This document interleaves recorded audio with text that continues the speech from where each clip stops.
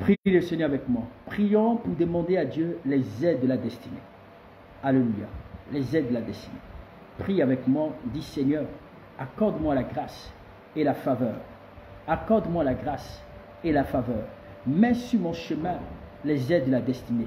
Active avant que le mois ne s'achève.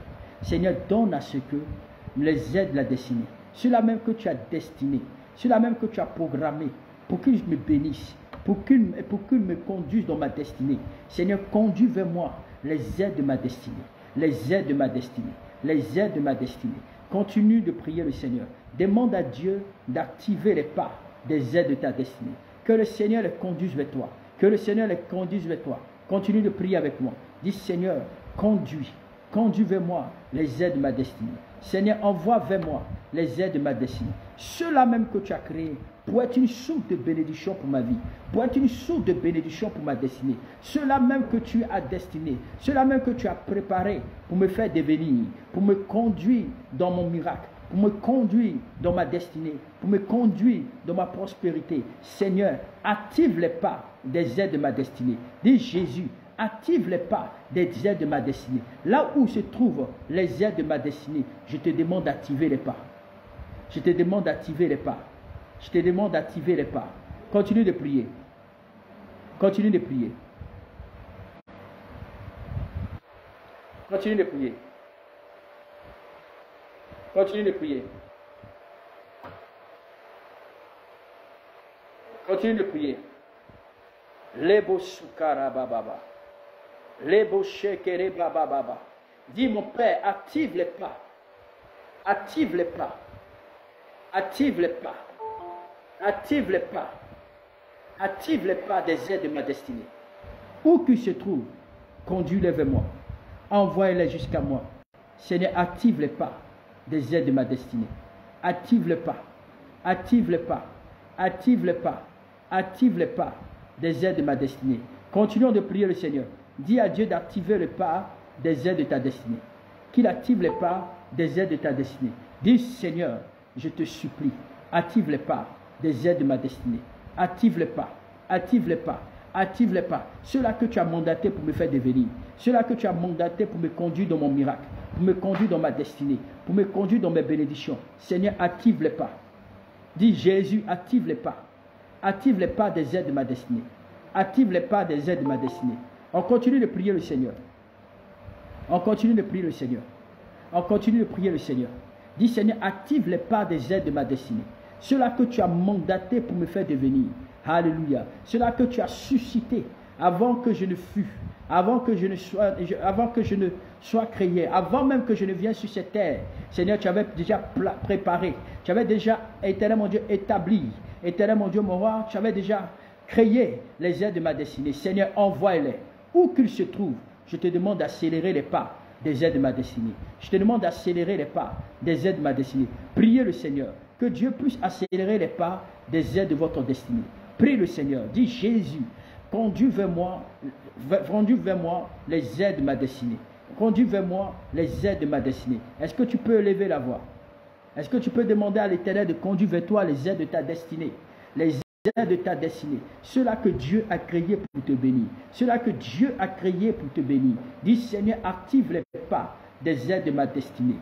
Dans ma vie, dans mon ministère, dans ton foyer. Prie le Seigneur pour que le Seigneur active ceux qui sont sur la plateforme Facebook, que Dieu vous bénisse. Ceux qui sont sur la plateforme Google Meet, que le Seigneur vous bénisse. Demandez à Dieu d'activer les pas, d'activer les pas. Ceux qui sont sur Facebook, il faudrait effectivement taguer et puis voilà, il faut taguer et puis inviter aussi des personnes. Alléluia. Il faut partager, inviter des personnes. On continue de prier, on continue de prier, on continue de prier, on continue de prier, on continue de prier, on continue de prier. Prie avec moi ce soir. Prie avec moi ce soir. Prie avec moi ce soir. Prie avec moi ce soir. Les basuka, les basukerebe, les makontarababa, libosokorobosikarababa, les bashikarababa. Prie avec moi ce soir, s'il te plaît. Prie avec moi ce soir. Invite le Seigneur. Invite les aides de ta destinée. Demande au Saint-Esprit d'activer les pas. Demande au Saint-Esprit d'activer les pas. Demande au Saint-Esprit d'activer le pas des aides de ta destinée. Demande à l'Esprit de Dieu Demande au roi des rois d'activer les pas des ailes de ta destinée. Alléluia. Alléluia. Pendant que tu es en train de prier pour les ailes de ta destinée, bien-aimés dans le Seigneur, nous avons vu la dernière fois qu'il y a des tueurs de la destinée, des ennemis de la destinée qui ont été mandatés dans le but de nous ralentir, dans le but de nous empêcher de pouvoir rentrer dans notre destinée. Tu vas dire à Dieu que tous ceux qui ont été mandatés pour tuer ta destinée, pour t'empêcher de rentrer dans tes bénédictions, pour t'empêcher de rentrer dans ton miracle, tout tueur de la destinée, tu vas dire à Dieu qui tombe et meurt à la manière de Goliath. On prie pour ce dernier sujet, s'il vous plaît. On prie pour ce dernier sujet. Prie contre les tueurs de ta destinée, les détourneurs de ta destinée. Prie le Seigneur. Tout à l'heure, on parlera des détourneurs de la destinée. Prie le Seigneur avec moi.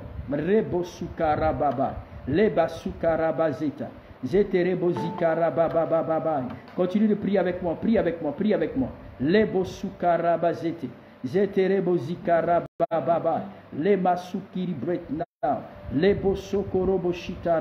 Prie. Prie pour annuler, prie pour faire échouer les œuvres des tueurs de ta destinée. Prie, prie le Seigneur, prie le Seigneur, prie le Seigneur. Les bosukarabazet, les mamamashukarababai, la basukarabazet, libo sokorobosikarababa, rebesikarababababababababababababa. Alléluia. Soyez exagérément, oui, soyez exagérément bénis. Si tu ne dis pas Amen, moi je réponds Amen à ta place. Alléluia. Soyez exagérément bénis. Amen. Si tu ne dis pas Amen, je dis Amen à ta place. Alors bien aimé dans le Seigneur, depuis 2 soirées, nous avons commencé à partager un thème sur les ennemis de la destinée. Alléluia. Sur les ennemis de la destinée.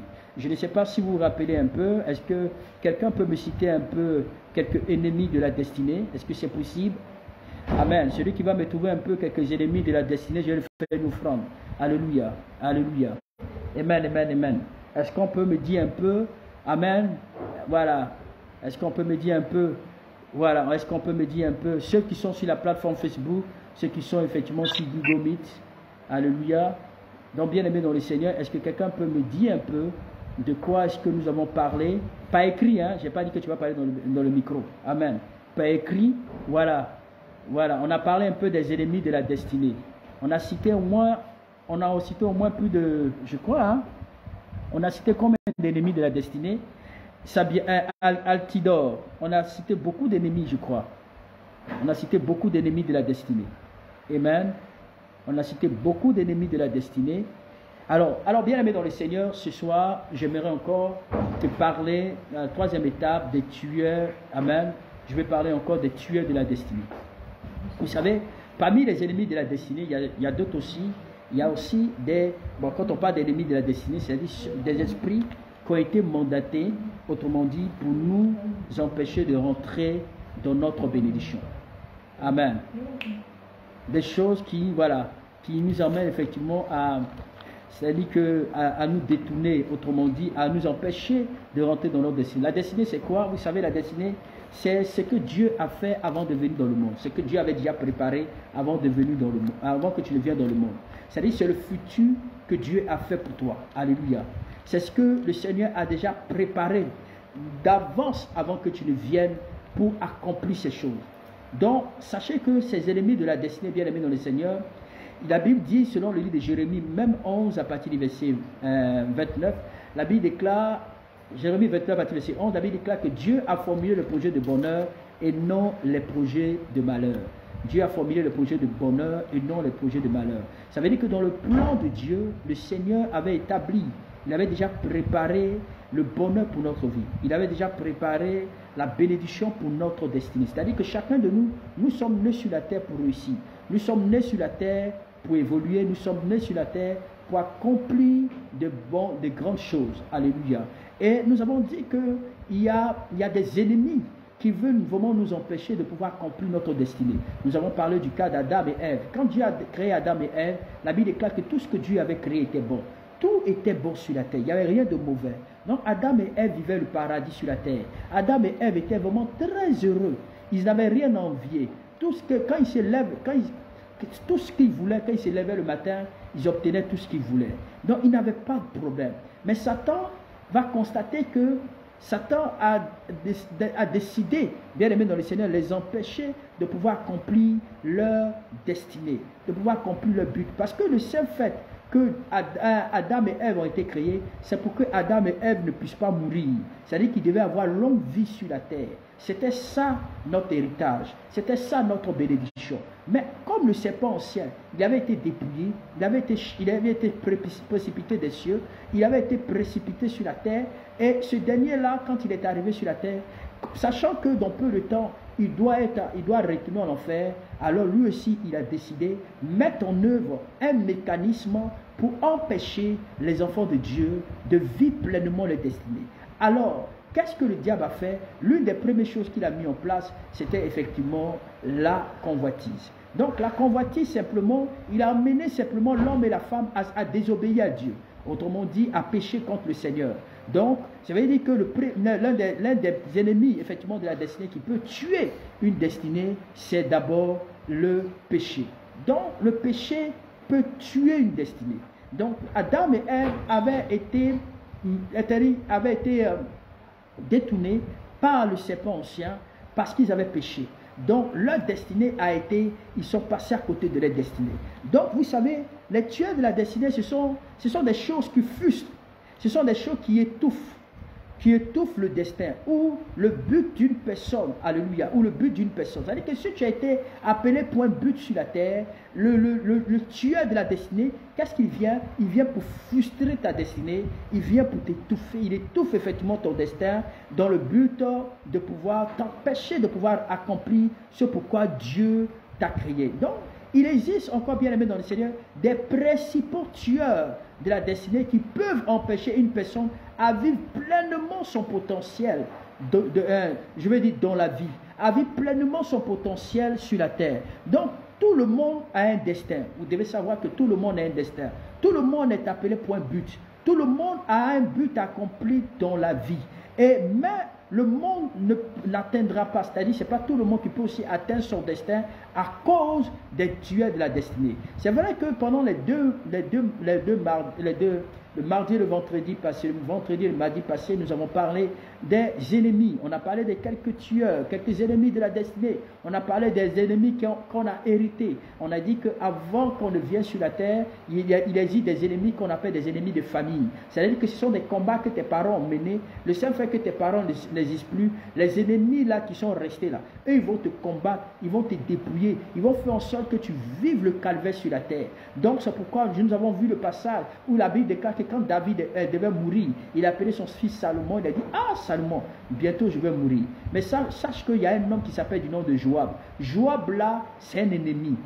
Tant que tu vas vivre là, il faut dire que si tu ne le tues pas, tu n'auras pas la paix. Il faut le tuer. Donc c'était un ennemi effectivement de son père, l'ennemi de son père de David. Alors David a compris que, Salomon a compris qu'il y avait un ennemi qui est resté après la mort de son père. Donc il y a des ennemis qui sont restés après la mort, ou bien des ennemis de famille, de ton arrière-grand-père, etc.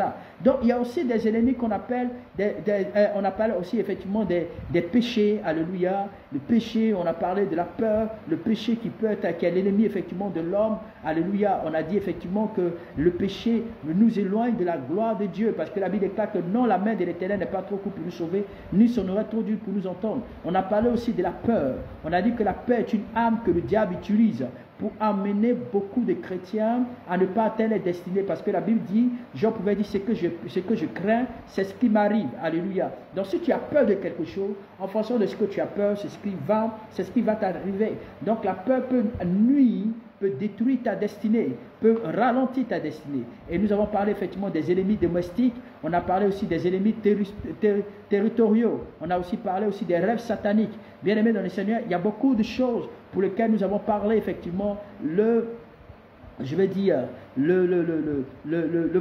mardi passé. Donc, laissez-moi vous dire que tout le monde, effectivement, beaucoup de personnes n'ont pas pu atteindre leur destinée parce que le diable, à cause de l'homme fort, à cause de Satan, à cause du monde des ténèbres. Alléluia. Donc nous avons aussi parlé aussi, bien aimé dans le Seigneur, nous allons continuer dans le message de ce soir, bien aimé dans le Seigneur. Je vais vraiment attirer votre attention par rapport aux ennemis de la destinée. Aujourd'hui, je peux donner un autre sous-terme, les tueurs de la destinée. Amen. Je peux encore donner un autre sous-terme, parlons effectivement des tueurs de la destinée. Qui sont les tueurs de la destinée? Vous savez, les tueurs de la destinée, comme je le disais tantôt, ce sont des esprits qui ont été mis pour vous empêcher d'accomplir votre destin. Alléluia. Il peut être des facteurs externes comme des personnes. Alléluia. Donc, c'est ça. Ça dit, tout dépend aussi, ça peut aussi des personnes. Donc, tout dépend aussi de notre choix. Ils peuvent aussi être des personnes aussi internes. Alléluia. Des personnes internes. Quand je vais parler effectivement des choses, effectivement des personnes internes, ça peut être, bien aimé dans le Seigneur, ça peut être des êtres internes. Je vais parler effectivement, bien aimé dans le Seigneur, comme notre propre pensée. Donc, nous avons, bien aimé dans le Seigneur, je vais parler encore de quelques tueurs majeurs, alléluia, du destin, amen, qui peuvent nous empêcher de pouvoir réussir, qui peuvent nous empêcher de pouvoir... On veut fermer le direct, il faut sécuriser le direct. Donc, il est étrange que des choses que beaucoup considèrent comme des choses mineures, bien aimées dans le Seigneur, peuvent avoir des conséquences graves dans le spirituel, alléluia. Peut avoir des conséquences graves dans le spirituel, et ce sont des choses qui peuvent entraver votre bénédiction, qui peuvent entraver la manifestation de la gloire de Dieu dans votre vie. Donc, j'avais parlé effectivement au départ du péché du sexe, de l'immoralité sexuelle. Nous avons pris effectivement le mardi passé, nous avons dit que par le péché du sexe, beaucoup de gens sont passés à côté de leur destinée. Des choses que tu sembles, c'est-à-dire que des choses que tu ne considères pas comme effectivement comme qui n'ont pas de conséquences, mais peuvent avoir des graves impacts sur votre vie. Alléluia. Parce que c'est ce moment où on dit qu'il y a de l'immoralité sexuelle aussi, et peut détruire non seulement votre destin, mais il peut aussi détruire la vie des personnes qui sont impliquées dans votre vie. Alléluia. L'immoralité sexuelle peut détruire non seulement votre destin, mais ça peut aussi détruire la vie des personnes qui sont aussi impliquées dans votre vie. Donc c'est un péché, bien aimé dans le Seigneur, qui non seulement nous affecte, mais qui blesse également tous ceux qui nous entourent. Lorsque vous commettez l'iniquité, lorsque vous sortez avec quelqu'un, et que vous prenez effectivement des esprits, parce que je vous ai dit, la Bible dit que ne savez-vous pas que celui qui sort avec la prostituée devient une seule chair. Donc le seul fait que tu sois rentré en contact, en communication sexuelle avec une personne, autrement dit, les problèmes de cette personne deviennent tes problèmes, les combats de cette personne deviennent tes combats, la malédiction de cette personne devient ta malédiction. Donc à l'immédiat, c'est-à-dire que tu t'acquiers une multitude de combats, une multitude d'attaques sur ta vie. Donc par 5 minutes de plaisir, comme je le disais tantôt la semaine passée, beaucoup de gens ont perdu, c'est-à-dire ont perdu les gloires, ont perdu les couronnes. Et quand tu finis d'avoir des rapports avec cette personne et que tu changes même de compagnon, sache que non seulement tu te tues toi-même, mais le seul fait que tu vas encore avec un autre compagnon, sache que aussi tu détruis la vie aussi de l'autre. Donc voici comment est-ce que ça se transmet.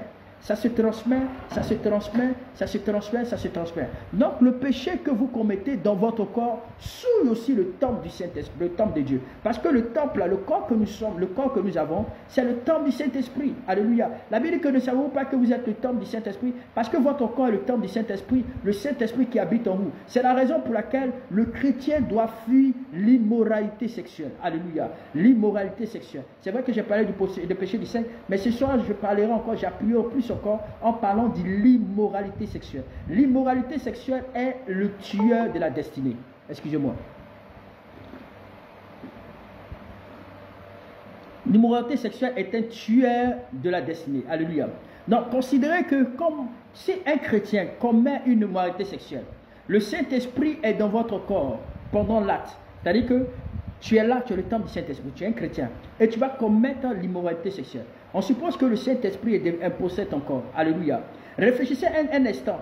Comment le Saint-Esprit se sentira-t-il je veux dire, pendant que tu commets l'acte sexuel, pendant que tu commets l'immoralité, l'immoralité sexuelle? Je pense que le Saint-Esprit va vraiment te quitter. Le Saint-Esprit va partir parce qu'il est tellement saint qu'il ne pourra pas supporter le péché. Alléluia. Donc, c'est ce qui vous rend plus vulnérable, bien aimé dans le Seigneur. C'est le seul fait que, effectivement, que vous commettez ces actions, immédiatement cela viendra détruire votre vie. Je parle ici de l'immoralité sexuelle. Donc une autre chose à considérer est que la douleur que vous infligez au Saint-Esprit lors d'un tel acte, bien-aimé dans le Seigneur, pas étonnant que le Dieu, bien-aimé dans le Seigneur, peut punir l'homme.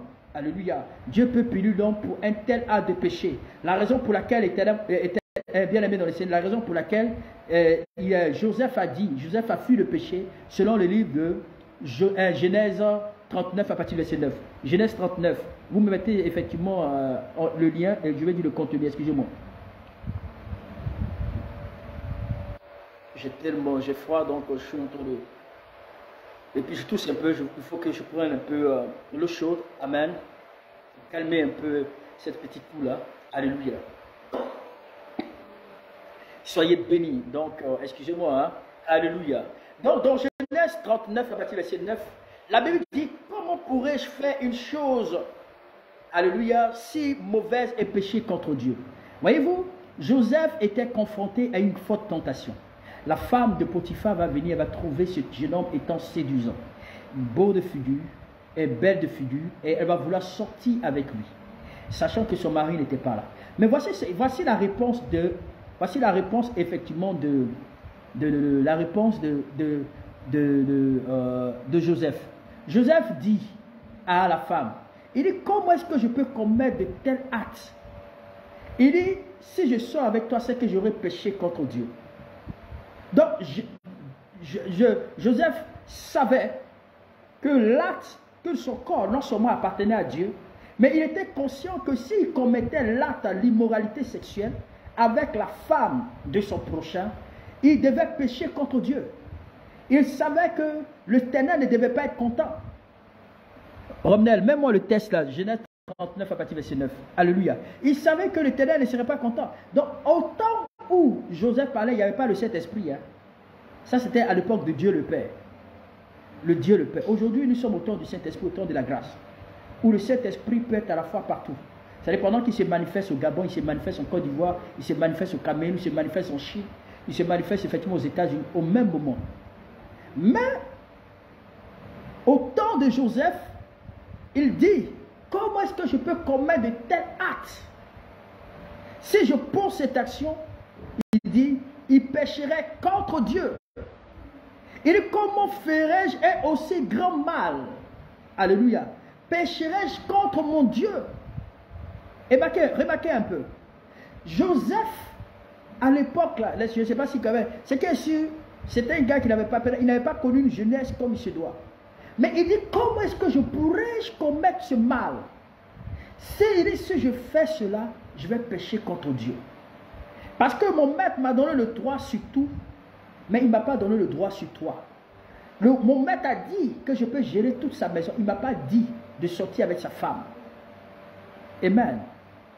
Donc vous qui êtes des chrétiens là, alléluia. C'est comme il y a un monsieur, comme sa femme ne faisait pas d'enfant, il cherchait effectivement un moyen pour pouvoir sortir avec une femme. Alors un jour on prêchait sur Sarah à l'église. Le pasteur prêchait, il a dit, oh voici une femme qui s'appelle du nom de Sarah. Malheureusement Sarah n'en sortait pas. Et du coup Sarah est allée voir Abraham, il dit Sarah est allée voir Abraham. Et Sarah dit à Abraham, certainement j'ai comme l'impression que, comme Dieu dit qu'il va te donner un enfant, peut-être que c'est à partir de ma servante Agar. Il faut sortir avec elle, et puis l'enfant qu'elle va enfanter va me revenir. Donc, quand le gars là, il n'a pas entendu le reste du message, hein, il n'a pas entendu la continuité de tout ce qu'il devait dire. La partie où on dit que Agar, hein, Abraham allait prendre Agar, là. À la maison, il est arrivé à la maison, il dit, chérie, elle dit oui. Il dit, tu as compris le message d'aujourd'hui là? Elle dit oui, le pasteur a prêché, il a dit non, voilà. Il dit non, est-ce que tu as compris? Il y a une partie là, peut-être que tu ne comprends pas. Il a dit quelque chose, est-ce que tu n'as pas vu là? Est-ce que tu n'as pas eu le discernement? Tu n'as pas reçu un message? Est-ce que tu n'as pas été... Dieu veut te parler, il veut te parler. Elle dit, ah mais chérie, tu veux dire quoi? Il dit, donc toi, depuis là, tu n'as rien compris, c'est là que le thème, tout ça. Il dit, Abraham avait Agar. Non, Abraham avait Sarah. Et qu'est-ce qui s'est passé pour qu'Abraham ait un enfant? Il a fallu qu'il sorte avec Agar. Chérie, toi tu es Sarah. S'il te plaît, il nous faut une Agar. Si on trouve une Agar, je t'atteste que l'enfant même qu'elle va accoucher, ça va t'appartenir. Chérie, parfois Dieu parle tantôt d'une autre. Le reste des prédications que le pasteur a prêché là, ça n'a pas intéressé le gars. C'est la partie là. La plus petite partie, parce qu'il cherchait un moyen de pouvoir tromper sa femme. Un moyen de pouvoir effectivement aller faire des enfants dehors. Alléluia. J'espère que ça ne sera pas ton cas ce soir. Alléluia. Si ça te passe dans la tête, sois délivré au nom de Jésus. Que le Seigneur te délivre là-bas. Dis amen avec moi ce soir. Alléluia, alléluia, alléluia. Alors 1 Thessaloniciens 4, à partir du verset 3 à 5. 1 Thessaloniciens 4, à partir du verset 3 à 5 nous dit: c'est la volonté de Dieu que vous soyez sanctifiés et que vous évitez l'impudicité. Romnel, mets-moi le texte s'il te plaît.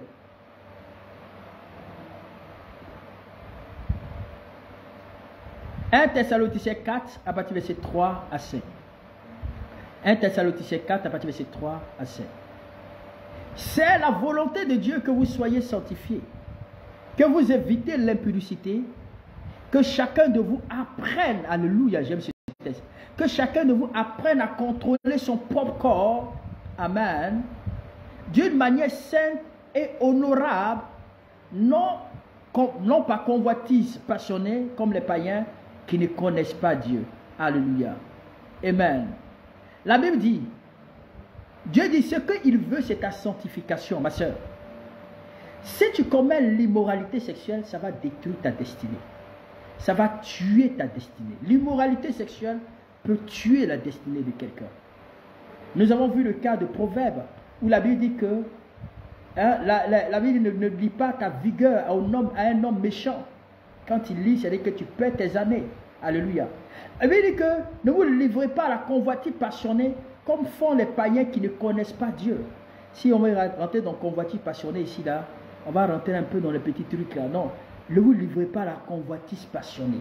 Il y a les gens, ils sont là et puis ils convoitent. Elle dit qu'ils sont là, quand ils convoitent, ils voient, mais ils déshabillent même la femme. Elle déshabille même l'homme dans son esprit.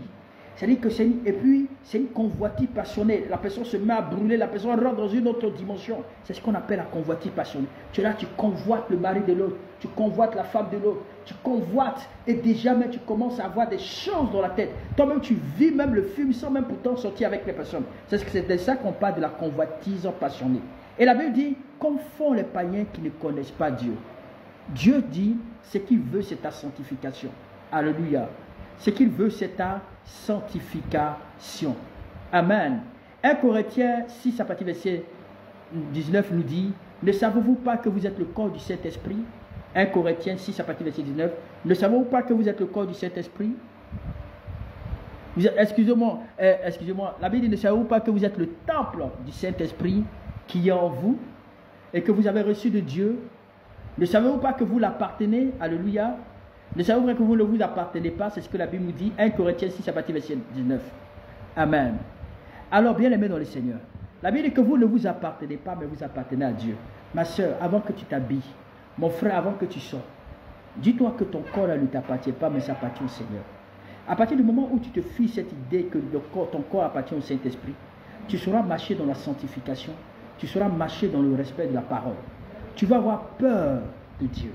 Quelqu'un qui a peur du Seigneur saura comment entretenir le corps du Saint-Esprit, saura comment entretenir le temple du Saint-Esprit, excusez-moi. Et deuxièmement, je vais parler encore ce soir, les tueurs de la destinée, il y a ce qu'on appelle le manque de maîtrise de soi. Le manque de maîtrise de soi. Est-ce que vous savez qu'il y a beaucoup de gens, par manque de maîtrise de soi, ont pu tuer leur destinée? Par manque de maîtrise de soi, on peut tuer les destinées. Par manque de maîtrise de soi, voici une femme qui vivait avec son mari. La femme son mari, les gens traversaient des moments difficiles. Les gars traversaient des moments très très difficiles et pénibles. Alors, un matin, le monsieur dit à sa femme, il dit, chérie, vraiment, on m'a appelé pour un entretien. Parce que le monsieur a décidé d'être lui-même impropre, c'est-à-dire qu'il a décidé lui-même faire ses affaires. Alors, il allait rencontrer un ami. Et son ami l'a branché à une structure. Alors, quand cette structure-là, à la tête de cette structure, c'était une femme. Alors la femme a demandé au monsieur d'aller effectivement, ils vont se rencontrer, ils vont d'abord prendre un petit pot. Voilà, ils vont aller prendre un petit pot. Alors l'ami qui l'avait conduit, lui, il avait un rendez-vous quelque part, parce que les trois devaient prendre le pot ensemble. Alors le monsieur en question, qui traversait des moments difficiles pendant plusieurs années, sera dans le restaurant avec la dame en question, à un espace vraiment très bien ouvert, bien propre, classe, avec une femme. La femme, elle est bien taillée et haute. Pendant qu'elle parlait, le monsieur, la femme lui disait, je vais te donner tel contrat, vraiment, on m'a expliqué ton histoire, je vais te donner tel contrat. La femme, c'est une femme mariée, responsable, parce que généralement, elle a l'habitude d'avoir, même effectivement, des entretiens avec, surtout des personnes avec qui elle fait affaire. Et comme par hasard, sa femme, qui allait quelque part, une amie vient lui dire, une amie, effectivement, elle les avait aperçus quelque part, pour dire, ah, ma copine, est-ce que tu sais ce qui se passe? J'ai vu ton mari dans un restaurant. La manière dont il est en train de causer là, avec la femme là, c'est pas normal. Il faut aller arracher ton mari d'elle, parce que là, tu risques de le perdre. La femme aussi, sans pourtant le savoir, quand elle a entendu ça, ses cheveux se sont dressés, elle a taché son pagnon bon africaine, elle a couru rapidement du côté effectivement du restaurant. Quand elle est arrivée, elle n'a pas cherché à savoir par jalousie, par son comportement, elle est rentrée dans un tel état, elle a commencé à insulter, elle a dit à son mari, tu fais quoi avec cette bordelle? Quand elle est venue, tu fais quoi avec cette bordelle? Ah bon, pendant que moi je t'attends à la maison, toi tu viens te pavaner ici. Hein? Au moment où la femme veut parler, elle dit, madame, tais-toi. Elle dit, si tu parles, pendant que la femme, elle prend le verre et puis elle verse sur la dame. La dame ne comprend pas.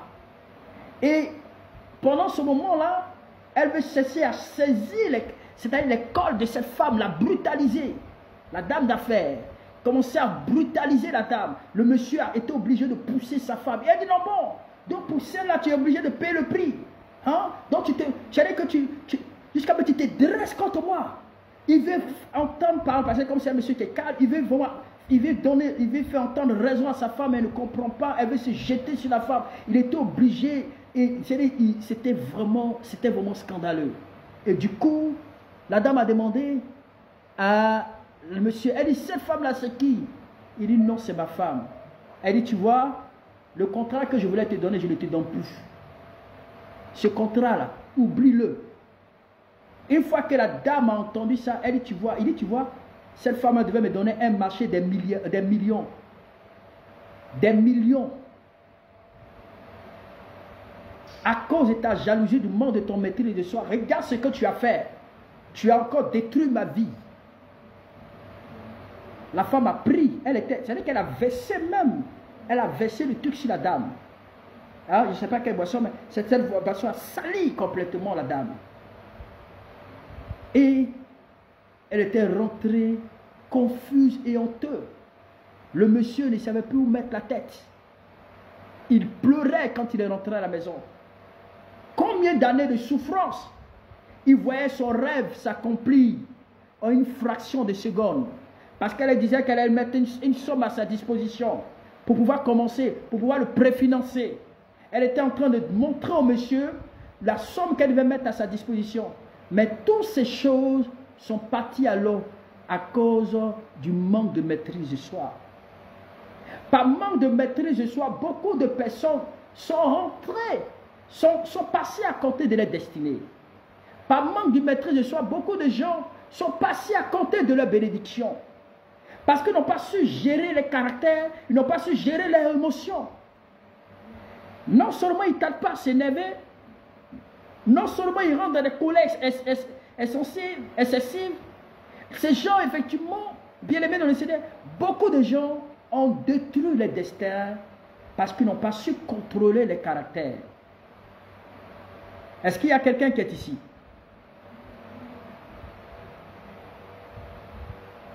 C'est-à-dire que le manque, ce que vous devez savoir, le manque de maîtrise de soi, alléluia, non seulement il détruit votre destin, mais il détruit, bien aimé dans le Seigneur, le destin des autres tout autour de vous. Il détruit même le destin des autres tout autour de vous. Le manque de maîtrise de soi de cette femme a même détruit le destin de son époux. A même détruit même ceux même qu'il devait employer. Parce qu'il avait déjà fait son calcul. Telle personne devait avoir tel marché, et telle personne devait travailler avec lui, telle personne devait sortir de là. Mais non seulement le manque de maîtrise de soi peut détruire ton destin, mais peut aussi détruire le destin aussi des autres. Alléluia. Peut détruire en particulier vos proches. Amen. Vous savez, la maîtrise de soi est l'un des fruits de l'esprit. Selon le livre de Galates, alléluia.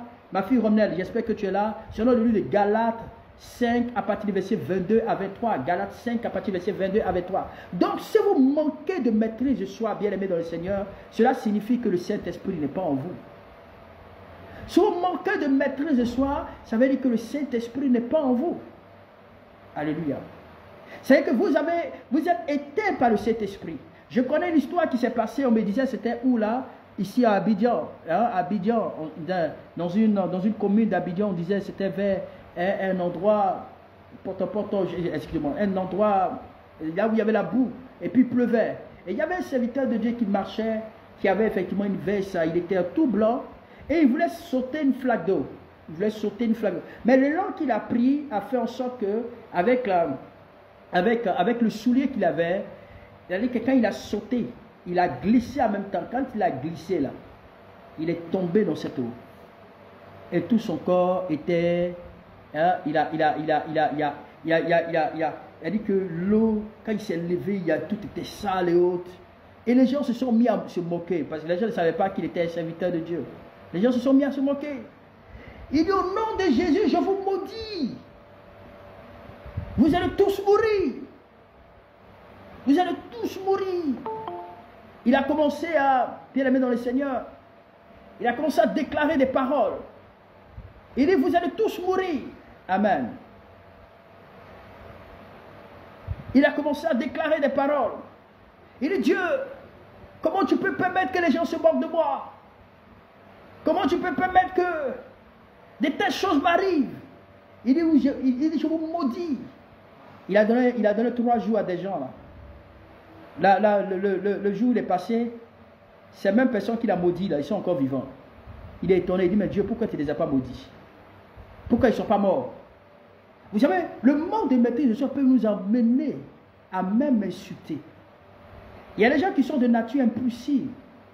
Vous savez, Moïse est passé à côté de sa bénédiction parce qu'il avait non seulement la colère, l'a poussé à manquer, à ne pas avoir, c'est-à-dire la maîtrise en soi.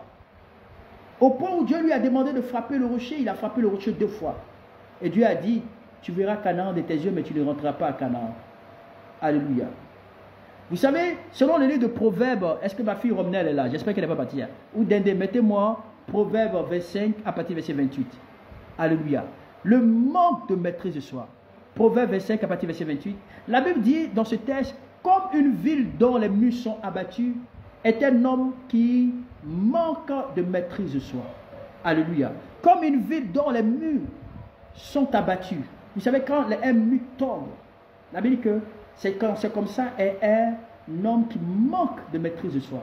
Le manque de maîtrise de soi, bien aimé dans le Seigneur, peut se manifester de différentes manières dans notre vie.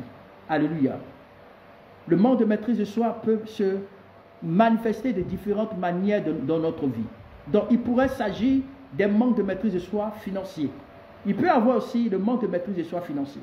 Il y a des gens qui peuvent avoir de l'argent. Cet argent peut les permettre à faire un bon projet. Ils se sont dit, ah, vraiment, je vous donne effectivement un exemple, alléluia, du manque de maîtrise de soi. Le manque de maîtrise de soi, comme je vous ai dit, je pense qu'une fois je vous ai raconté un témoignage ici, j'étais allé dans une nation et puis on m'avait béni. Amen, je devais terminer ma maison et il fallait au moins, pour faire la toiture, rien que la toiture, il fallait au moins dans les 3 millions. Dans les 3 millions quelques poussières. Il me fallait cette somme-là pour pouvoir terminer cette maison, pour terminer la toiture de cette maison. Comme elle est grande, il fallait la terminer. Et du coup, on m'avait béni. J'avais commencé à faire le projet, j'ai mis ça. Dès que j'ai gagné de l'argent, la première des choses, je vais faire ça. Je vais terminer. L'argent est venu. Pendant ce moment-là, j'avais déjà fait la charpente. Hein. Ça fait pratiquement près de 6 mois, c'est là. Monsieur là a commencé à taper tout. Il fallait payer là. Je suis là. L'argent est là. Et du coup, il y a les pensées qui me viennent dans la tête. Là, les pensées de business. Ah! Pensées de business. J'étais en train de réfléchir. Je dis, si j'achetais au moins un minibus, parce que j'avais plus que ça. Hein? J'avais plus que ça, il me fallait maintenant. Maintenant, c'est-à-dire que j'étais en train de réfléchir. Si je me prends un minibus ou bien les bus au moins de 19 places ou de 22 places, au moins, ça pourrait faire effectivement un bon business. Au moins de 3 mois, 6 mois, je peux vraiment me rattraper. Ça, c'est pas grave. Dieu m'a béni, il peut encore me donner d'autres l'argent. Il peut me donner encore de l'argent. Elle dit qu'au lieu que je me concentre sur l'objectif, je n'ai pas eu cette maîtrise, mais je m'étais emporté par un autre business. Un autre business dans le transport commun. Et je me suis dit qu'avec ce transport commun, au moins, ça pourrait aller chercher les âmes qui sont très loin. Mais comme je me suis donné, j'ai tourné cet argent, je suis allé acheter le minibus. Mais malheureusement parlant, le minibus que je croyais que peut-être en un mois, je pouvais faire au moins un bon business. Le premier mois, je n'ai rien eu. Le deuxième mois, même c'est là même qu'on dit, ah ouais, véhicule là, il faut réparer ceci, il faut réparer cela, il y a telle pièce qu'il faut faire ceci, il y a telle pièce qu'il faut faire cela. Jusqu'à, au lieu que je reçois l'argent, au contraire, je me suis mis en train de dépenser plus. Donc, lorsque la maîtrise de soi est à plusieurs niveaux, ce n'est pas seulement le caractère, mais il y a aussi la maîtrise de soi financière. Parce qu'il y a des gens qui sont trop dépensiers. Il y a des personnes qui sont dépensières. Il y a des gens qui n'arrivent pas effectivement à pouvoir, c'est-à-dire que garder l'argent. Je connais aussi des gens qui se sont fait des projets. Une fois que l'argent arrive pour pouvoir terminer ce projet, c'est là qu'il y a d'autres idées encore qui les viennent dans la tête. Au point où ces gens-là gaspillent, ils rentrent dans des frustrations, ils rentrent dans des blessures, sans pour autant, c'est-à-dire atteindre leur objectif. Il y a des tueurs de la destinée. Si vous savez que vous avez un problème de maîtrise de soi financier, bien aimé dans le Seigneur, donnez-le à des personnes qui peuvent avoir la capacité des idées. Parce que vous savez, quand quelqu'un n'a pas l'argent, il a trop d'idées. Quand quelqu'un n'a pas d'argent, il est trop spirituel. Quand quelqu'un n'a pas d'argent, il a trop de projets dans sa tête. Moi, je connais un leader, ça m'a beaucoup fait mal, un leader. À l'époque, quand on était vraiment très jeune, on avait vraiment grandi quelque part, on a appris à manger, c'est-à-dire la nourriture spirituelle. On était avec un doyen à l'époque, un père. Ce père, par jour, c'était difficile pour qu'il mange. Il partait même demander le crédit, la ticket. Bon, il y a beaucoup d'ici qui ne connaissent pas la ticket, c'est la nourriture ivoirienne. Voilà, de la même manière qu'on parle de saka-saka, des bâtons, des maniocs, ou bien de millions d'or. Voilà, chaque tribu a son préféré, a sa nourriture préférée. Voilà, donc en Côte d'Ivoire, c'est la ticket. Le monsieur, par un moment donné, à midi et le soir, il partait demander même crédit au gabaman. Je vais dire au vendeur de nourriture. Et le monsieur lui donnait. Et chaque fin du mois, il se débrouillait un peu avec quelques petits deals qui rentraient pour aller se payer. Il était même dans une maison de location. Une maison de location, là, il partait faire la prière. Mais un jour, Dieu va ouvrir une porte du côté de la présidence. Par un de ses fils qui avait été béni. Et ce fils devait être appelé du côté de la présidence. Il a dit, ah, moi j'ai vécu avec mon père dans la foi, on a souffert ensemble, il a prié pour moi.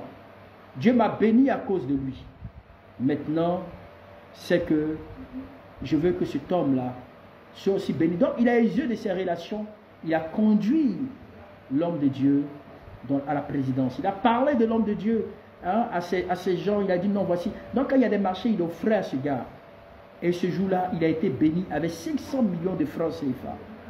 Quand il a reçu les 500 millions de francs CFA, bien-aimé dans le Seigneur, au lieu qu'il ait acheté le terrain de l'église, s'acheter même une maison, la première des choses, son idée a changé. Il allait à l'époque effectivement prendre l'hôtel Ivoire. Pour ceux qui ne connaissent pas Abidjan, l'hôtel Ivoire, je crois que c'était un hôtel de 5 étoiles ou de 4 étoiles, je ne me souviens plus, mais c'était l'un des plus grands hôtels. Bon, c'est l'un des plus grands hôtels de luxe. Voilà. À l'époque, il allait vivre dans cet hôtel pendant 1 an. C'est-à-dire qu'il a laissé la maison. Il allait vivre à l'hôtel. Il a laissé madame. Il allait vivre à l'hôtel pendant 1 an. Donc par jour, on lui a fait une réduction de 100 000. C'est-à-dire qu'il vivait, mais il payait 100 000 francs par jour. Ça, c'est la réduction. Hein? Parce que quand tu prends... Donc, il restait là-bas et puis il payait. Donc, calculez ce montant. Amen. Calculez ce montant. Je suis en train de parler du manque, alléluia, je suis en train de parler du manque de maîtrise de quoi? De soi. Nous sommes dans quoi? Dans la catégorie de quoi? J'ai comme l'impression, vous voulez que j'arrête ou bien vous voulez que je continue?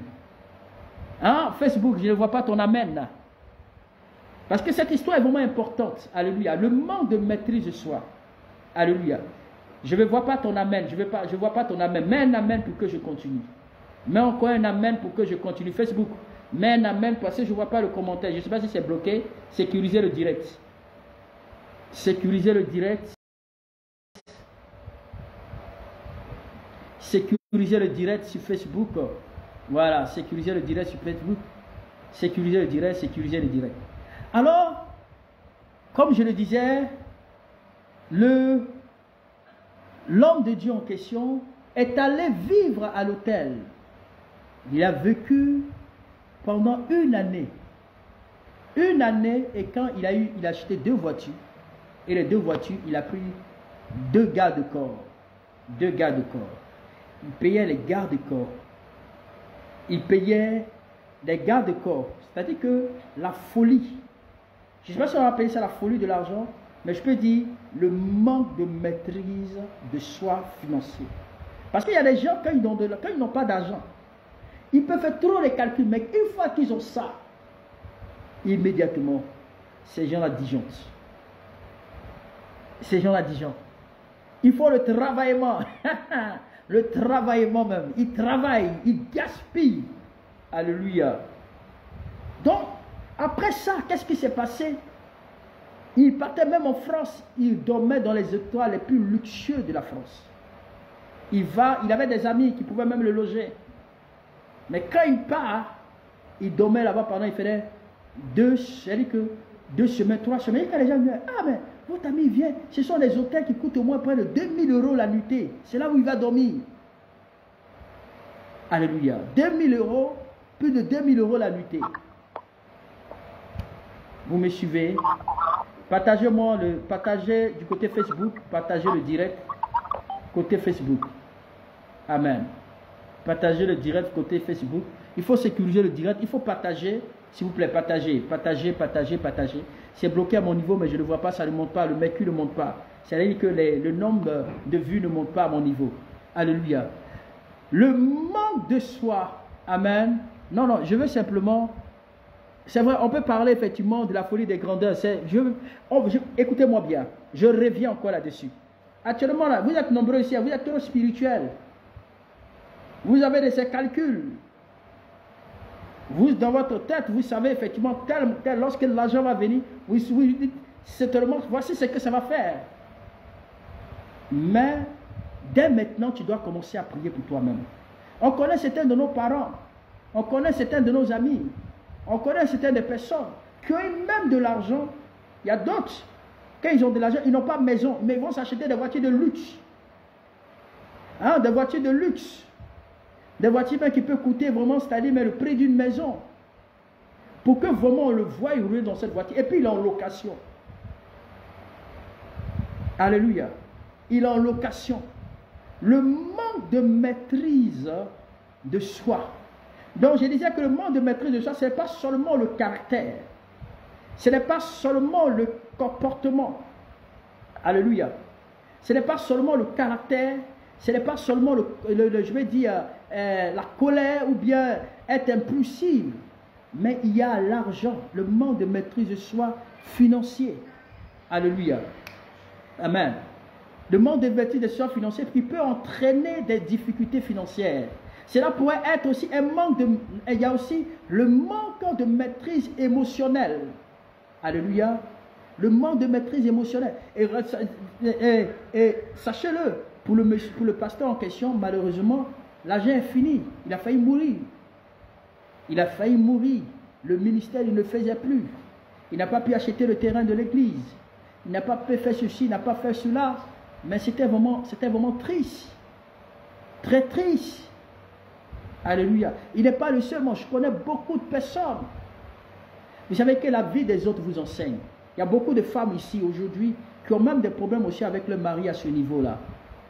Quand l'argent vient, lorsque il faut vraiment se fixer l'objectif, non, directement ce sont les femmes, ce sont ceci, ce sont cela.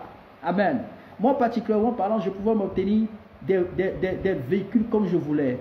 Des véhicules même, les grosses 4x4, je pouvais l'avoir. C'est vrai, peut-être que j'en ai. Mais je vais dire, j'ai toujours dit à Dieu, je vais d'abord être propriétaire d'abord. Être propriétaire d'abord. Parce que oui, quand vous avez des enfants, il faut penser à l'avenir des enfants. Il faut penser effectivement au lendemain, dans 5 ans, dans 10 ans. Parce que la terre qu'elle a là, ça ne pourrit pas. L'investissement, surtout dans l'immobilier. Amen. Ça, c'est le plus grand, c'est la plus grande, je veux dire, le plus grand investissement. Alléluia.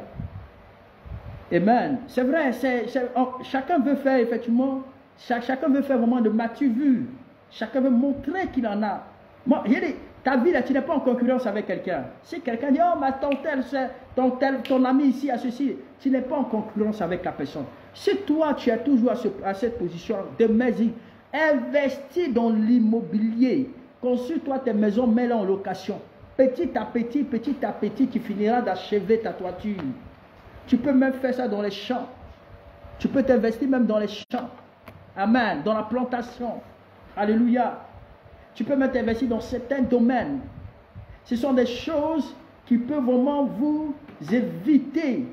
C'est-à-dire que c'est ça qui tue le destin. Je connais beaucoup de personnes qui sont mortes, des personnes qui sont mortes misérablement sans même pourtant réaliser quoi que ce soit. Sans même pourtant réaliser quoi que ce soit. Les gens qui vous acclament aujourd'hui, demain quand vous serez dans le malheur, ces gens-là vont vous laisser tomber. Ces gens-là vont vous tourner le dos. Alléluia. Amen. Priez donc pour la maîtrise de soi financière. Demandez à Dieu de vous faire grâce. Demandez à Dieu de vous accorder la grâce d'avoir la maîtrise de soi financière. Quand vous avez de l'argent, sachez comment gérer cet argent. Épargnez-les. Investissez dans les domaines rentables. Dieu va vous donner la capacité, il va vous orienter pour que vous sachiez investir dans certains domaines qui seront une bénédiction pour votre vie, qui seront une bénédiction pour votre avenir. La destinée, bien aimé, il y a des moments où Dieu va permettre à ce qu'on appelle l'abondance. Comme au temps de Joseph, la Bible déclare que quand Dieu a parlé à Joseph, quand il a parlé à Pharaon, il y avait 7 années d'abondance et 7 années de malheur. Dans les années d'abondance, il y a des moments où l'argent vient comme ça. Il y a des moments où l'argent vient comme ça. Sachez gérer. Sachez investir. Parce qu'il arrivait un moment où tu ne verras plus cet argent. Parce que les saisons ne se ressemblent pas. Les saisons ne sont pas les mêmes. Les saisons ne se ressemblent pas. Les saisons ne sont pas les mêmes. Écris avec moi. Les saisons ne se ressemblent pas. Les saisons ne sont pas les mêmes. Donc une fois que Dieu vous bénit dans cette saison, faites tout. Investissez dans un domaine. Ça va vous bénir. Ça va vous rendre fort. Ça va bien aimer dans le Seigneur. Ça va contribuer à votre destinée. Alléluia. Amen. Est-ce qu'il y a quelqu'un qui est là? Est-ce qu'il y a quelqu'un qui est là? Les saisons ne se ressemblent pas. Écris avec moi, Altidore. Les saisons ne se ressemblent pas. Destinée exaucée. Les saisons ne se ressemblent pas. Judith, ma fille, écris avec moi. Les saisons ne se ressemblent pas. Alléluia. Donc, on peut parler effectivement, comme j'ai dit, la maîtrise financière et la maîtrise, le manque de maîtrise financière. Amen. Les difficultés financières. J'ai parlé aussi effectivement du manque effectivement de maîtrise de soi émotionnelle. Il y a le manque de maîtrise de soi émotionnelle qui peut entraîner des problèmes relationnels. Alléluia. Des problèmes effectivement relationnels. Je vous ai parlé effectivement du cas de la femme qui s'est emportée dans un comportement qui a fait en sorte que son mari a perdu le marché. Alléluia. Il y a aussi ce qu'on appelle aussi le manque de maîtrise de soi sexuelle. Aïe, aïe, aïe. Ça aussi, c'est un problème. Le manque de maîtrise de soi sexuelle, ça, c'est un esprit qui entraîne même des comportements immoraux et pécheurs. Des comportements immoraux et pécheurs. C'est-à-dire que celui qui a le manque de maîtrise de soi sexuelle, c'est cette personne qui tisse tout ce qu'elle bouge, qui tisse tout, qui s'adonne à toute personne. Voilà, le manque de maîtrise de soi sexuelle. Donc retenez, il y a ce qu'on appelle le manque de maîtrise de soi financier, manque de maîtrise de soi relationnel, alléluia, je vais dire émotionnel, manque de maîtrise de soi sexuel, qui peut entraîner des comportements immoraux, alléluia. Quel que soit le domaine que vous manquez de maîtrise de soi, priez, demandez à Dieu de vous donner la grâce. Priez, alléluia, priez sur votre vie, parce que cela peut apporter un impact négatif.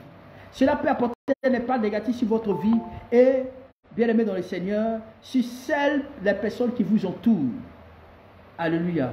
Ça peut apporter, c'est comme effectivement une dame, alléluia, qui était à deux pas de pouvoir se marier. À deux pas de pouvoir se marier. C'était le jour de son mariage, je ne sais pas. C'est-à-dire que voici que l'homme de sa vie. Je crois que c'était récemment. Voilà. Ça, je vais parler d'un tout récent. Ça s'est passé, je ne sais pas si c'est en Angleterre ou dans un pays européen. Il y avait un homme qui avait décidé d'épouser sa femme. Ils avaient fait des projets, tout. Et puis pendant la Saint-Valentin, il allait acheter une grosse voiture pour venir faire un don à sa femme. Et quand il est arrivé, elle était en plein love avec quelqu'un d'autre. Immédiatement, quand elle est arrivée là, en plein love, quand le monsieur est arrivé avec la voiture, il voulait vraiment lui faire une surprise. Quand il est venu, oh my God, il a constaté que sa femme était était dans une position qui n'était pas vraiment agréable. Pourtant, elle a galéré pendant des années. Le monsieur est arrivé avec l'abondance financière. Dieu les a bénis.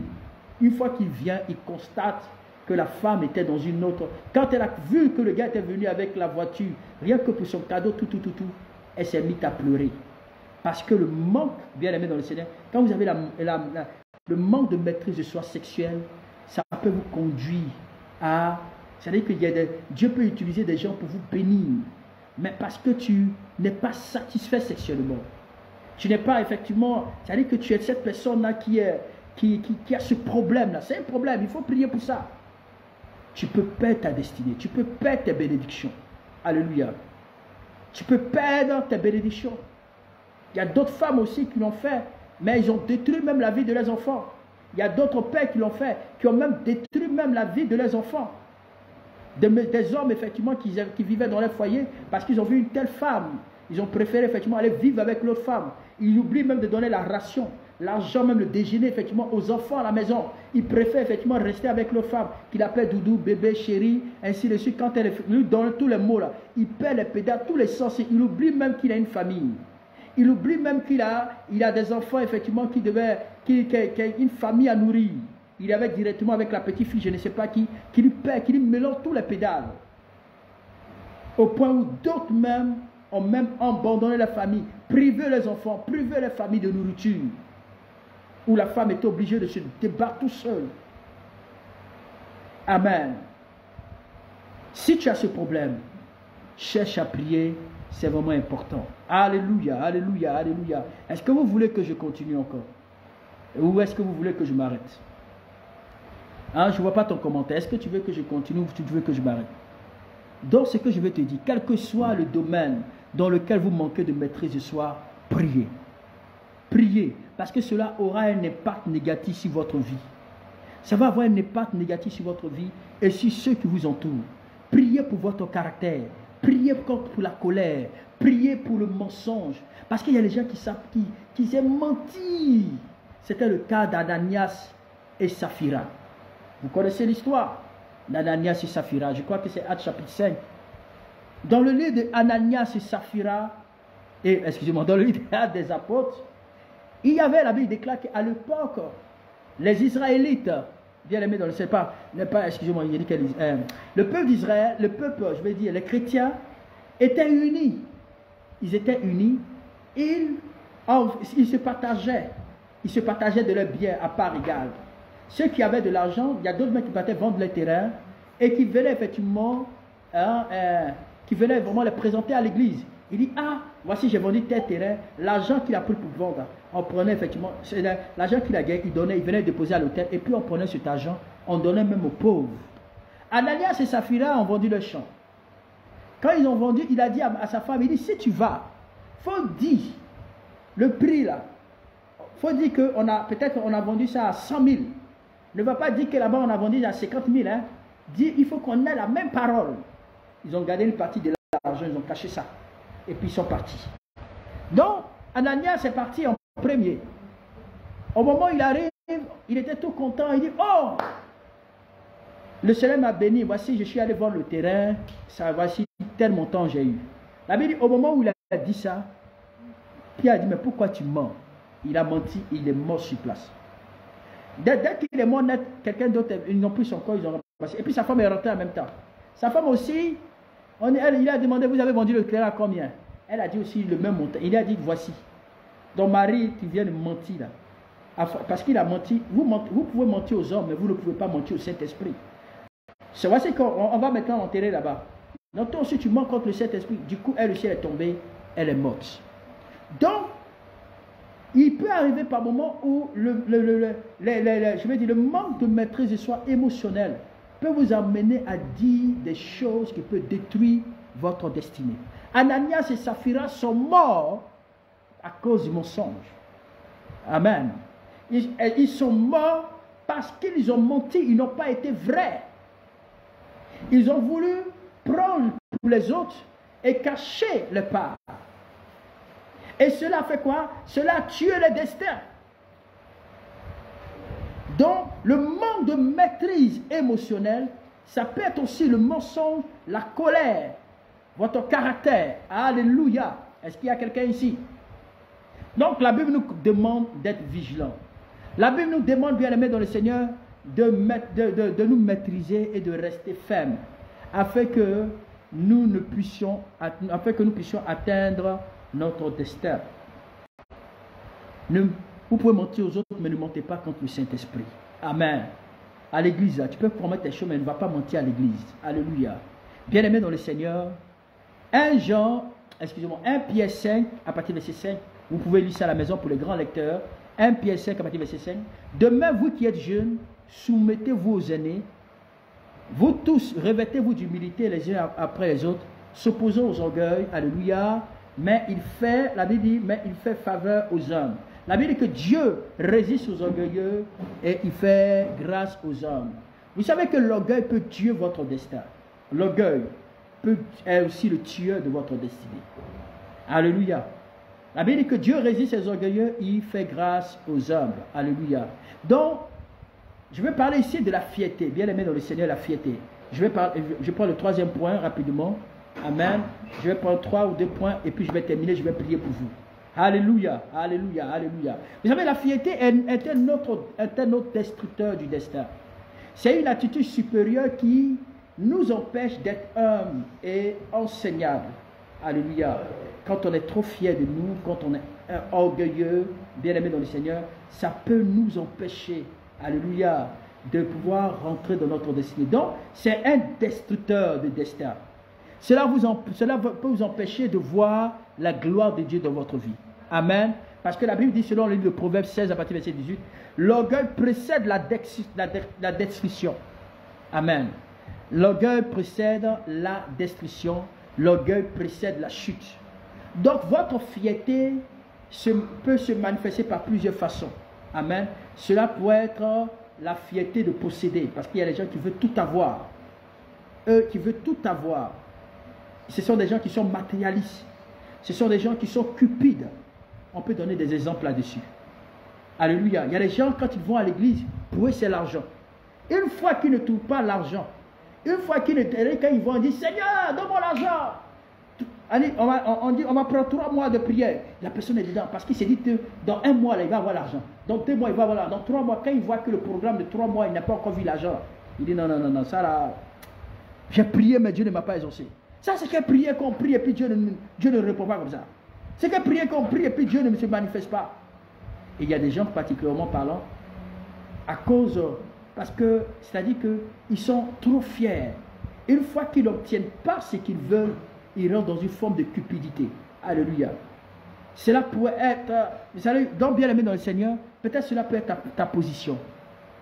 Une fois que quelqu'un prie et que tu viens et que tu ne lui donnes pas des révélations sur sa vie, ou ainsi de suite, la personne dit non, pourquoi tu ne m'as pas donné telle chose? Pourquoi est-ce que c'est ceci, pourquoi c'est cela? Il y a des gens particulièrement parlant qui, c'est-à-dire qu'ils sont trop matérialistes. Certaines femmes, elles sont trop matérialistes. Je connais une histoire, je vais terminer, je vais donner cet exemple avant de pouvoir prendre le dernier point. Il y avait une femme, une jeune fille qui était vraiment très belle et ses parents aimaient beaucoup le Seigneur. Je ne sais pas, ses parents sont chrétiens, ouais, ses parents sont chrétiens, elle est chrétienne. Et il y avait un frère à l'église, lui qui était, à l'époque, il n'avait rien. Mais il aimait trop la sœur.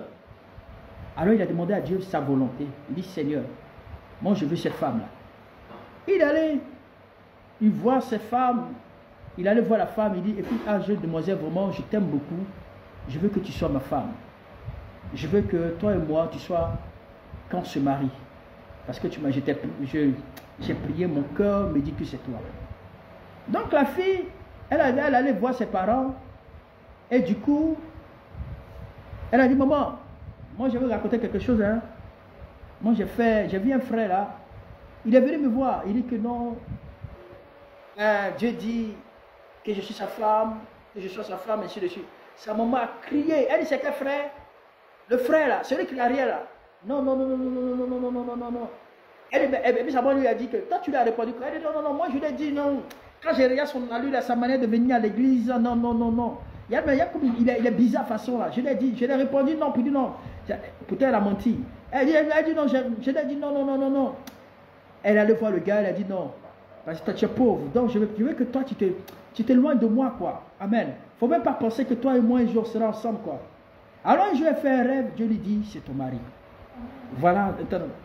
Elle, quand elle est levée le matin, elle a lié le rêve.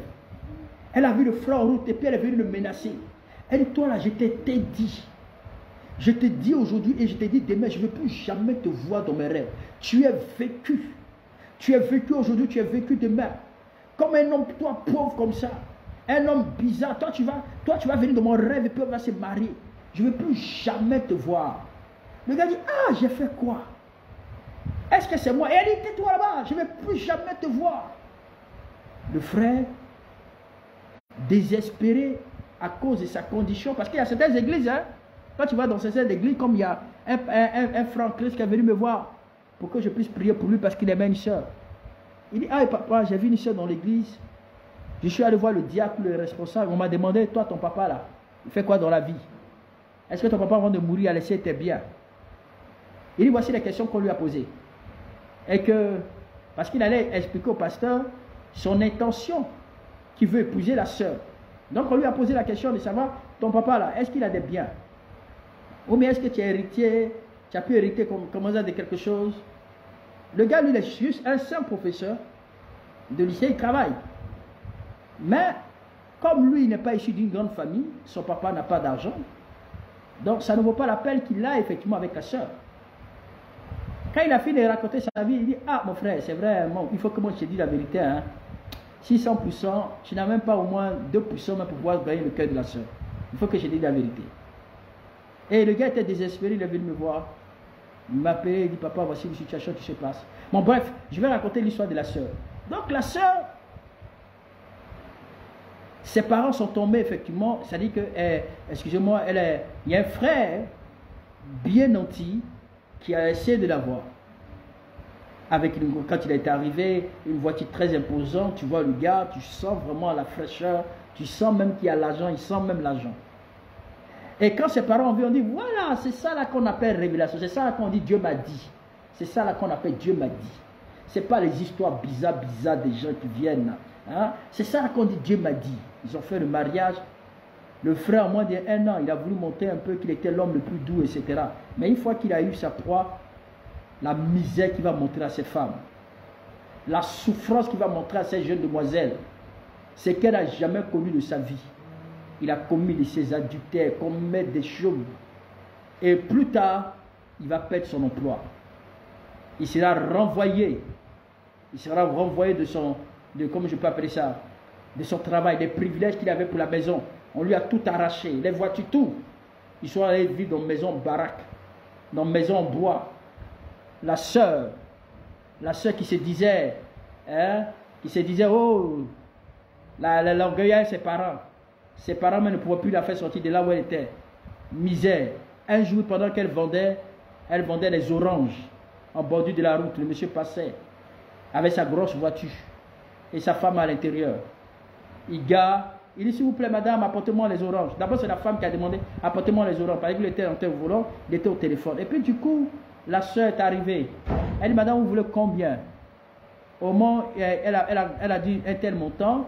Et puis, au moment que la femme prenait les prix, elle mettait les oranges. Le monsieur regarde. D'abord, c'est elle qui a reconnu le monsieur au volant. Elle a crié son nom. Le monsieur regarde. Il dit, ah, c'est toi la soeur. Et du coup, elle s'est mise à pleurer. Il dit, mais pourquoi tu pleures? Elle s'est mise à pleurer. Il dit, tu vois, lui a fait la morale. Il dit, tu vois, à l'heure où je suis devenu un DG. Je suis devenu tel.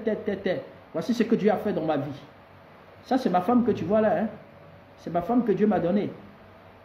Donc, bien aimé dans le Seigneur, la fierté, beaucoup de personnes ont détruit leur destin parce qu'ils n'ont jamais été humbles dans la vie. Alléluia.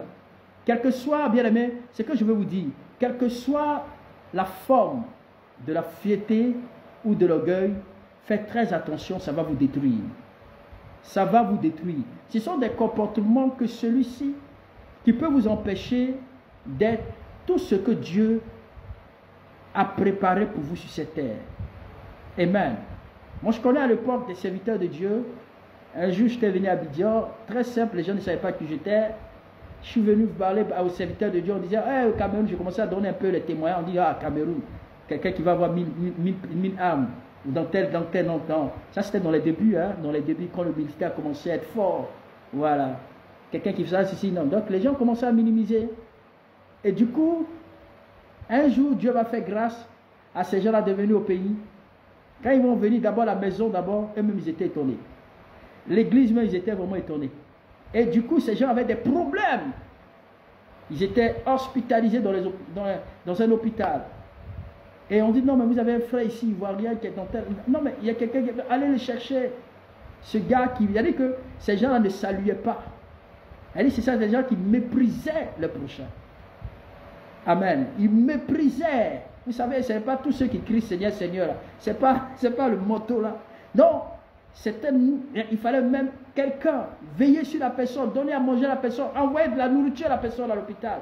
La personne a commencé à pleurer. L'orgueil risque de vous détruire. Soyez humble. Soyez humble dans la vie. Amen. Soyez humble. L'humilité précède la gloire.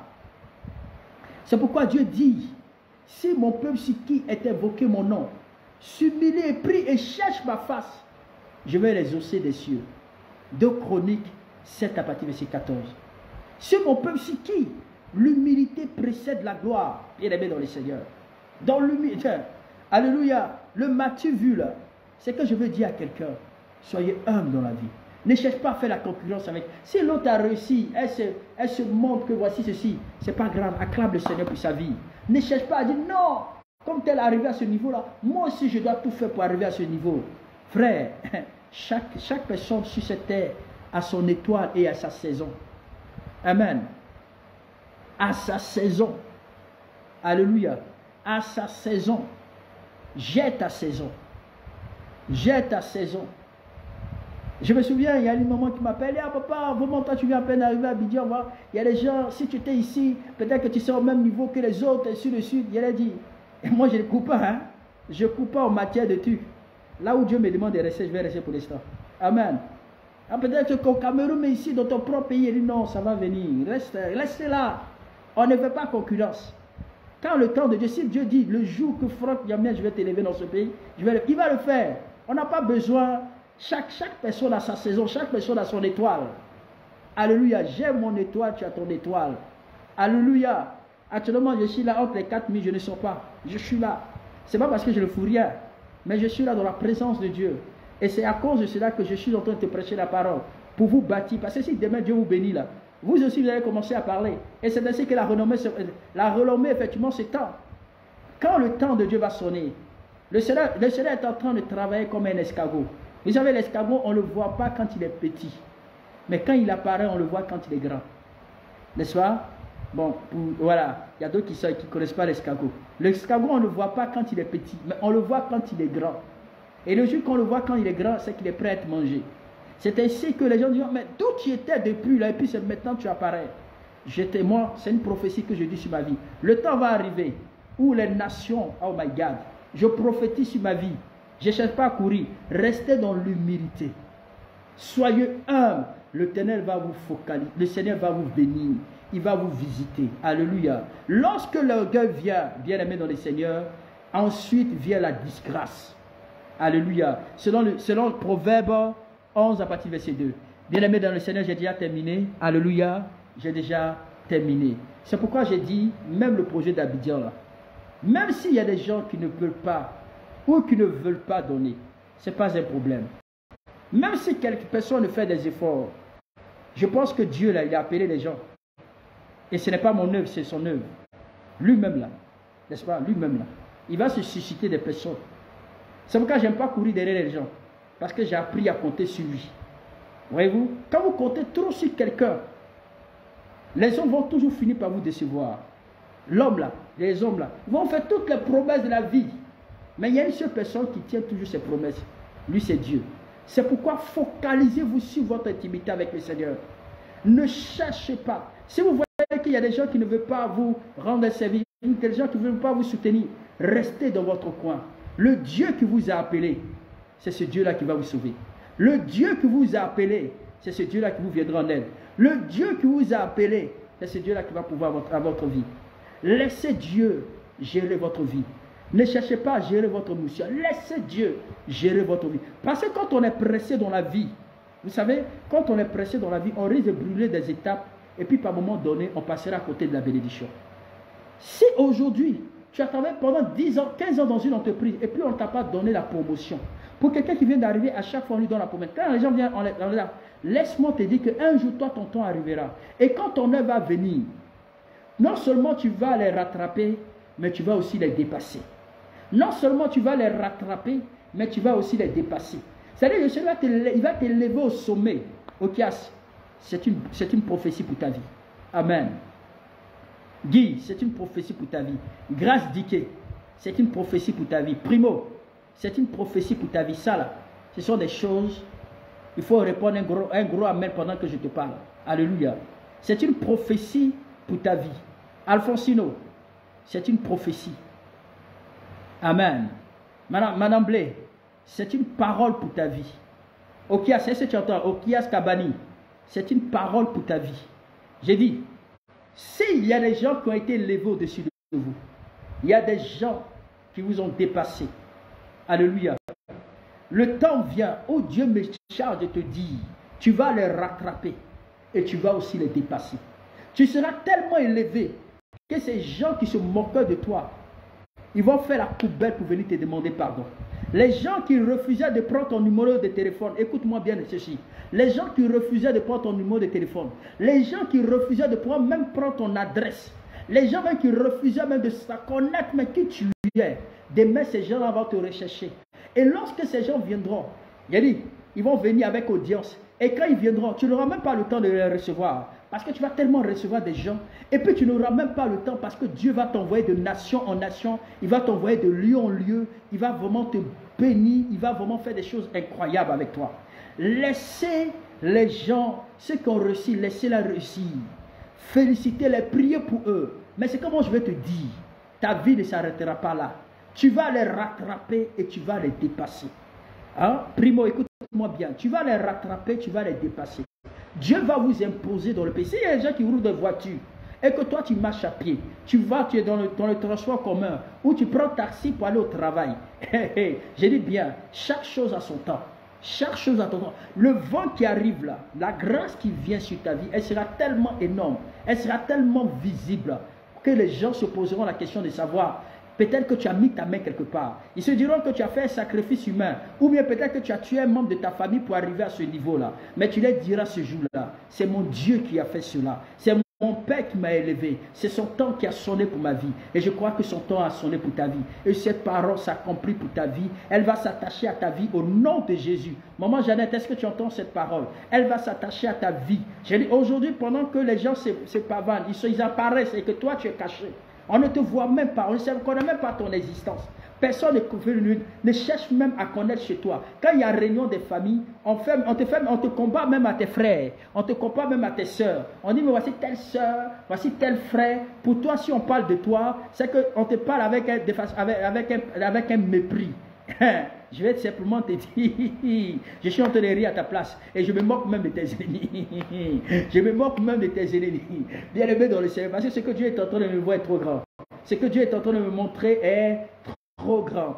Tu vas marquer ton monde, tu vas marquer ta génération, tu vas bouleverser ton monde. Je vais te dire que ne désespère pas.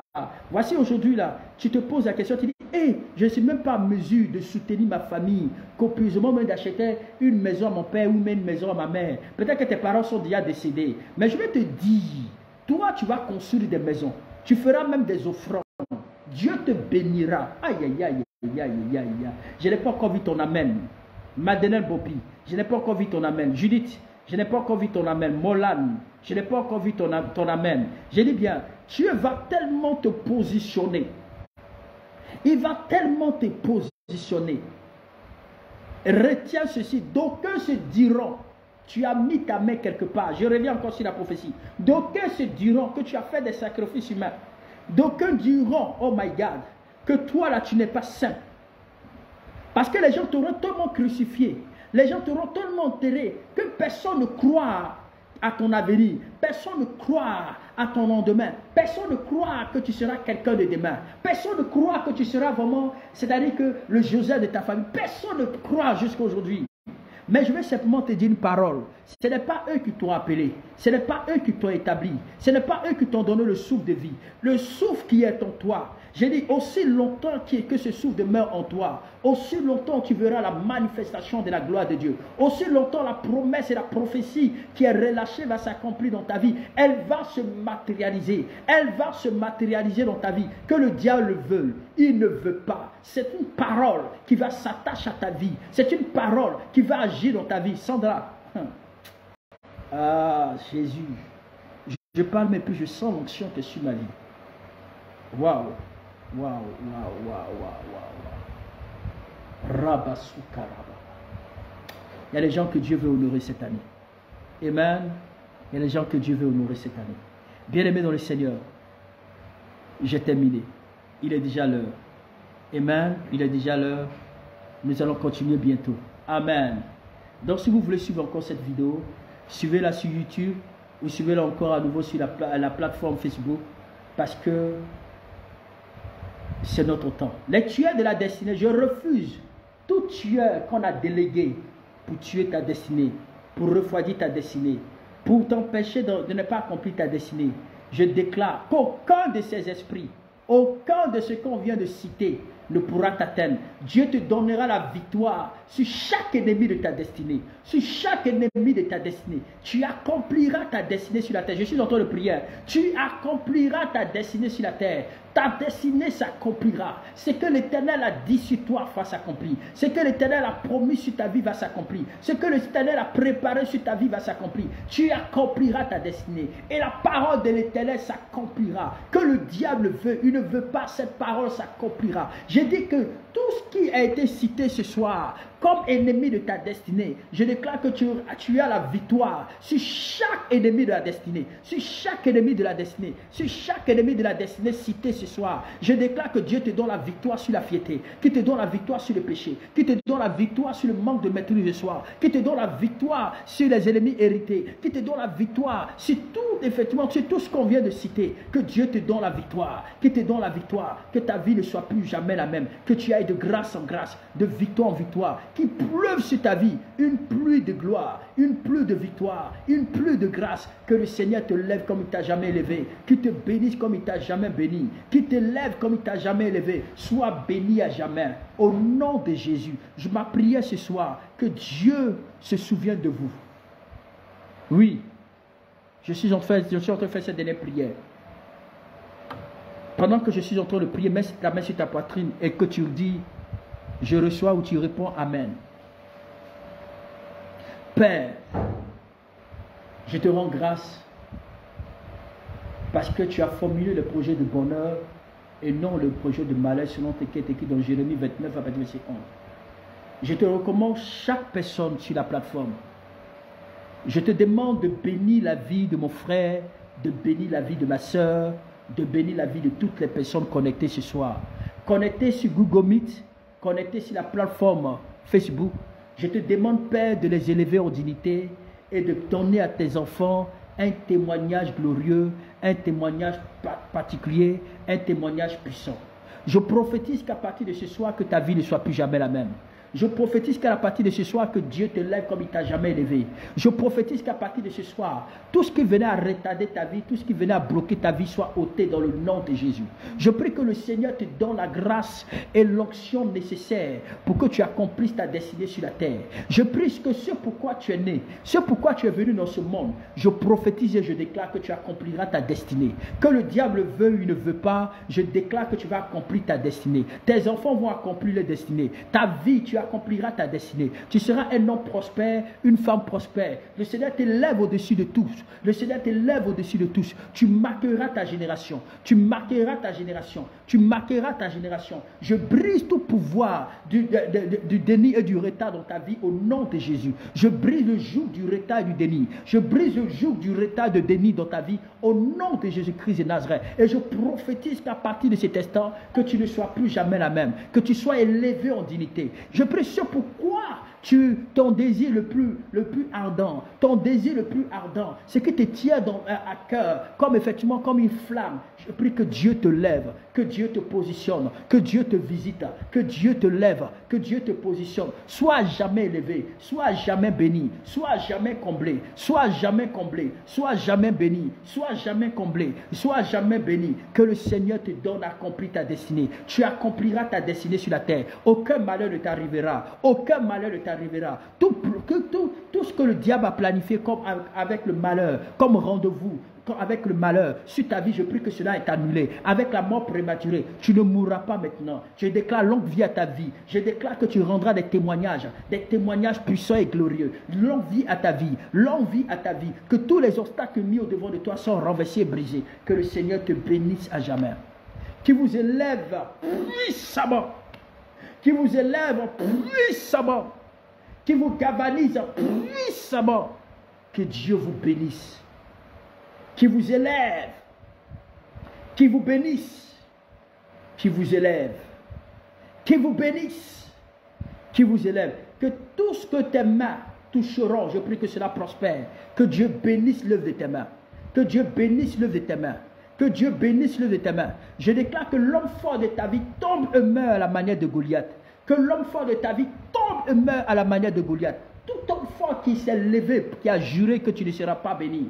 Tout homme fort qui a juré que tu ne seras jamais élevé. Je déclare que l'homme fort de ta vie tombe et meurt à la manière de Goliath. Que Dieu te bénisse. Amen. Écoutez bien, bien-aimés dans le Seigneur. Nous allons poursuivre encore cet enseignement. Amen. On va encore poursuivre cet enseignement sur le 4e point. Alléluia. Mais ça sera mardi prochain. Il faut être connecté. Amen. Demain, nous commençons l'enseignement, la formation biblique. La formation biblique qui commence demain. Tous ceux qui ont été inscrits, que Dieu vous bénisse. Ceux qui n'ont pas encore fait, envoyez les fiches. S'il vous plaît, faites vite, envoyez votre fiche. c'est vraiment important pour vous faire enregistrer. Alléluia. Demain, nous commençons la formation biblique, la formation non seulement effectivement comment la formation pastorale et la formation aussi du leadership. Donc soyez bénis et soyez présents. Tous ceux qui veulent soutenir le projet d'Abidjan, bien-aimés dans le Seigneur, contactez-moi. C'est une bénédiction pour votre vie parce que je vais relâcher une prière. La Bible dit que celui qui donne un verre d'eau à l'un de ses serviteurs, c'est à Dieu qu'il a fait cela. Mais c'est l'acte que tu vas poser, c'est l'acte, bien-aimé dans le Seigneur, d'un projet où le nom du Seigneur sera glorifié. Alors mes petits enfants qui sont sur la plateforme et mes enfants, écoutez-moi, vous connaissez mon numéro de téléphone, contactez-moi, je vais déclarer une parole pour votre vie. Surtout pour soutenir le programme du côté d'Abidjan. C'est vraiment important et le Seigneur te bénira. Dieu veut susciter, il veut bénir, il veut de Sarepta une personne particulière qui peut être une grande bénédiction pour cette plateforme. Et je sais que c'est toi. Je sais que Dieu t'a mandaté spécialement sur cette plateforme parce que ce n'est pas un hasard que le Seigneur a permis cette connaissance et c'est parce que Dieu veut relâcher une grâce puissante qu'il veut que te voir poser une action. N'oubliez pas l'enseignement de demain, c'est vraiment important. Excuse-moi, demain matin, nous avons la prière du matin, soyez connectés. Et les autres, n'oubliez pas, vous avez effectivement le lien Zoom avec lequel on va vous donner, où les professeurs vont nous entretenir demain. Alléluia, vous aurez votre heure pour votre enseignement. Soyez bénis. J'attends aussi votre sémence. Passez une bonne nuit et que Dieu veille sur votre vie. Merci et à